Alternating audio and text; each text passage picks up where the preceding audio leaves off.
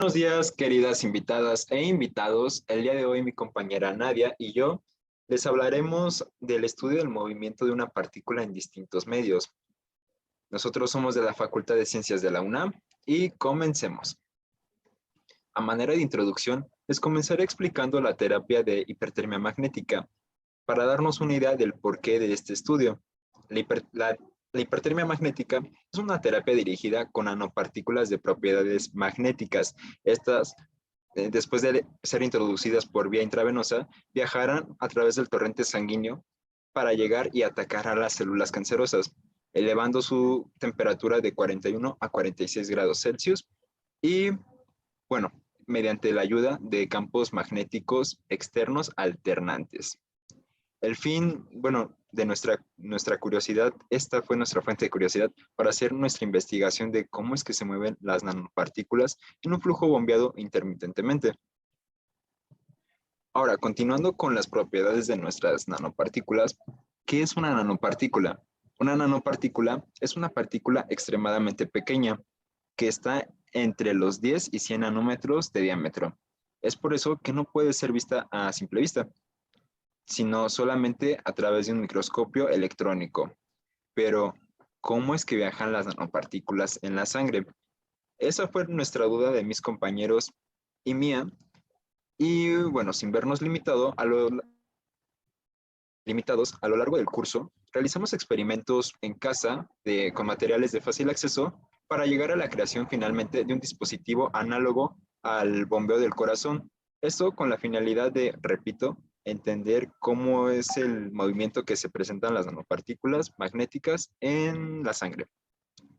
Sea nuestro objetivo principal el estudio del movimiento de una partícula inmersa en un flujo bombeado intermitentemente, y nuestros objetivos particulares, establecer un método para estudiar los distintos tipos de movimiento y el estudio del movimiento de una partícula inmersa en agua.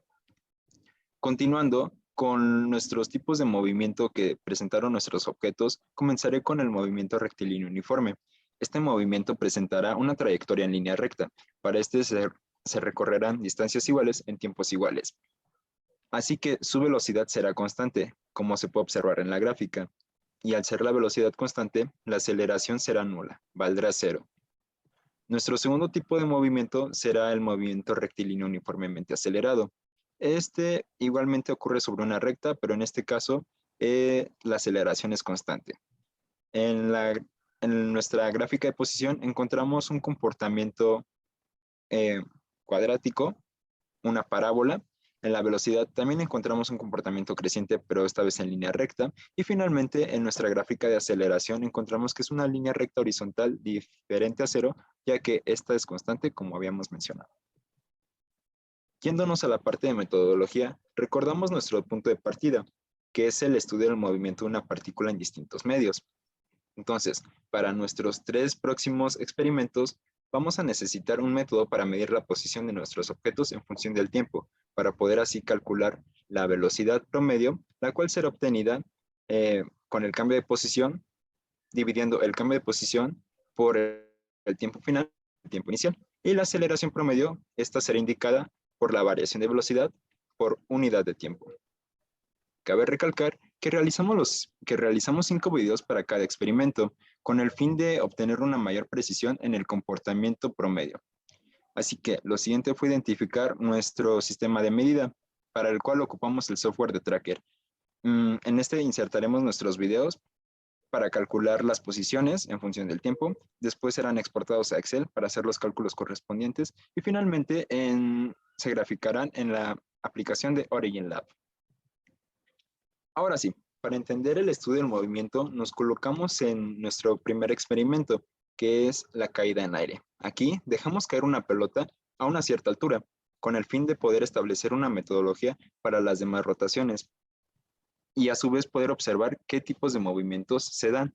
Así que colocamos las grabaciones en el software de Tracker. Como en la imagen se puede observar las posiciones obtenidas de la caída de la pelota, y después hicimos los cálculos correspondientes en Excel de velocidad y aceleración promedio. Tomando en cuenta estos, se hicieron las gráficas en Origin Lab. Aquí podemos encontrar nuestras gráficas. Nuestra posición toma una forma cuadrática. En la velocidad es semejante a una recta creciente.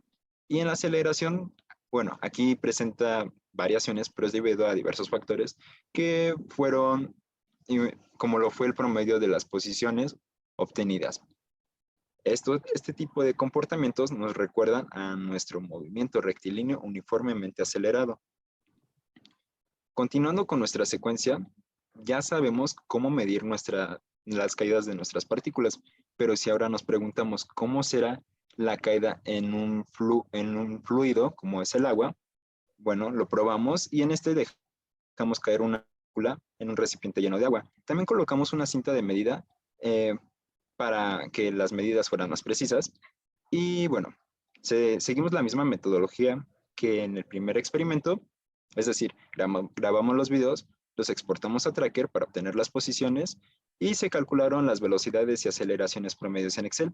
Finalmente, graficamos estos resultados en Origin, los cuales a continuación mi compañera Nadia explicará.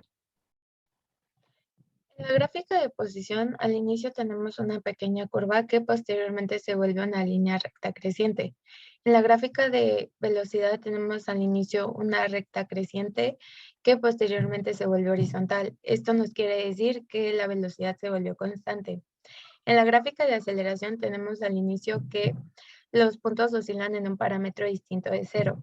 Al final tenemos que estos puntos oscilan, pero en un parámetro muy cercano a cero que lo podríamos interpretar como cero. Analizando todo esto, podemos decir que al inicio se presenta un movimiento rectilíneo acelerado que después se convierte en un movimiento rectilíneo uniforme. Este cambio de movimiento se debe a un fenómeno llamado fuerza de arrastre. Este fenómeno se presenta cuando un objeto y un fluido están en movimiento relativo. Cabe destacar que esta fuerza se opone al movimiento del fluido o del objeto, es decir, lo está frenando. En el experimento de las partículas inmersas en un flujo bombeado intermitentemente, se buscaba realizar un dispositivo análogo al bombeo del corazón. Para esto se utilizó una botella que no se deformara tanto al aplastarla. En la tapa se hicieron dos agujeros. En uno de ellos se metió una parte de la manguera y con la parte de arriba de un globo se selló completamente este agujero. En la parte de la manguera que quedó dentro de la botella se hizo una válvula de retención con un balín y dos hinchos. En la otra parte de la manguera se metieron las cuentas para pulseras y se puso en un recipiente para que no se regara el agua. Se llenó de agua la botella y se comenzó a bombear. La botella simula el bombeo del corazón, la manguera los vasos sanguíneos y las cuentas para pulsera las nanopartículas. Se grabó el video y se siguió la metodología establecida para el primer experimento, es decir, se grabó el video, se exportó a Tracker, los datos y cálculos se hicieron en Excel y posteriormente se graficó en Origin Lab. Del lado izquierdo tenemos la gráfica de posición en función del tiempo. Podemos observar que cuando las rectas son crecientes corresponde a cuando se está bombeando. Cuando las rectas son decrecientes corresponde a cuando se deja de bombear y las partículas regresan un poco hasta que la válvula sella completamente. Del lado derecho tenemos las gráficas de velocidad en negro y aceleración en azul. Ambas están en función del tiempo. Podemos observar que en ciertos intervalos de tiempo las velocidades y aceleraciones oscilan en un parámetro específico. Bueno, podemos observar que cuando en la gráfica de la izquierda las rectas son crecientes, en la gráfica de la derecha las velocidades que son en negro son constantes y por lo tanto las aceleraciones que están en azul son muy cercanas a cero, que lo podríamos interpretar como cero. Todo esto nos quiere decir que se presenta un movimiento rectilíneo uniforme durante el bombeo y esto se debe a la fuerza de arrastre que, como mencionamos, lo está frenando.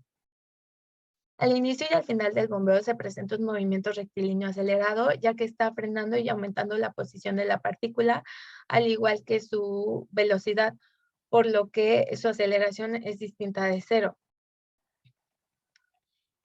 Con todo esto podemos concluir que se logró establecer una metodología para estudiar los movimientos de una partícula inmersa en un flujo, es decir, se estableció el uso de Tracker, Excel y Origin Lab, así como se obtuvieron dos movimientos en el estudio de una partícula inmersa en agua y en el estudio de una partícula inmersa en un flujo bombeado intermitentemente.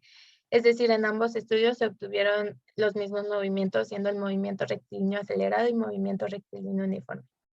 Esto es todo por nuestra parte. Queremos agradecerle al profesor Manuel Silva por asesorarnos durante los experimentos y a los profesores y ayudantes por sus críticas constructivas y a nuestros compañeros de clase. Muchas gracias.